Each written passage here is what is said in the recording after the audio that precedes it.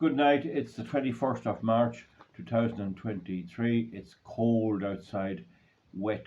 Well, it's about 9 degrees, but it feels cold. It's a miserable sort of an evening. If you went out, you'd get wet. And I was out yesterday evening doing a job, and I got a bit of a chill, a bit of a runny nose. Don't just feel so good today. Typical Irish weather, but it's the time of year for that. Now, this is on vintage. As I say, I'm probably going to get this up on both YouTube and Rumble. I think these type of things are safe enough. I just can't risk any any sensitive stuff on YouTube at this stage. It is unbelievable that an Irish farmer should be targeted. I mean, I never use bad language. I never recommend anything illegal. I criticize governments all over the world, and imagine they see me as a threat. That is unbelievable. A farm with a few cows, just shows you the way the world is going. Anyway, this should be safe enough. Now, this is vintage and oxygen and else. Now, I said before, and I made videos, and there's a small amount of people very interested in engineering and home engineering and all that, and doing your own work, and it's an essential part of my life, and I love doing it, and I'll never stop doing it as long as I have a breath in me. And if I hadn't something to fix, or some car or tractor to fix, I'd go out and try and make a train or something. I just think it's great to have hands and eyes and senses to go and put them to use in a workshop. There's no greater place. Anyway, I've talked before about heating and brazing and all that sort of stuff, and I've mentioned quite a bit about acetylene and the current difficulty getting small acetylene bottles and even getting big acetylene bottles due to the problems over in Germany and the gas shortage. There's no real shortage getting oxygen, and if you can buy oxygen in a disposable cylinder, but you can also get the hobby weld oxygen and acetylene as well. The point is, it's a bit hard to get the acetylene, but you can get the oxygen reasonable enough in their original and their plus bottles. Good hiring Cavan do it, and auto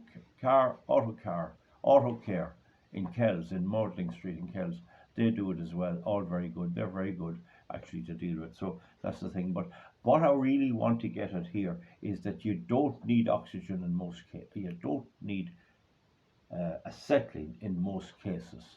You don't need acetylene in most cases.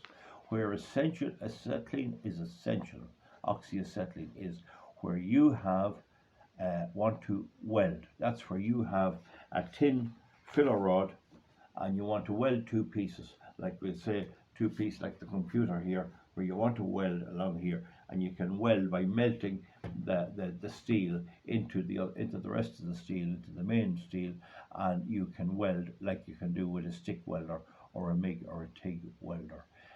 It's not many people do it. It takes a high temperature, and it also takes a carburizing flame, which can only be delivered by acetylene with the oxygen. But very few people bother welding by the bottles. Very, very few. I've never seen it, and I worked in engineering works and everything. I've never seen it. So you can braze, you can cut, you can do everything using propane. Now there's also propylene, which and there's polypropylene, and there's maps and all that. You can get cylinders of that, and you don't have to take the same care of them as the acetylene, and they're cheaper. But the ordinary bottle of domestic propane, the red bottle, south of Ireland has a male connector, and the north has a female connector. They're two different connectors, so you need to be careful if you're buying any regulator. Now, they say you need a proper propane regulator for the gas of the propane, and then I believe you can also use an acetylene regulator on a propane bottle. But the proper way is to have it if you're on an official site or that. The proper way is to have your proper regulator for the propane. But if you're not going to use acetylene, you'd be really better buying a propane regulator, and make sure it fits your cylinder. Don't expect, because if you get the wrong one, you could have to go to Northern Ireland to get the gas because it is the female one. You want to be very careful about that. But it works really good.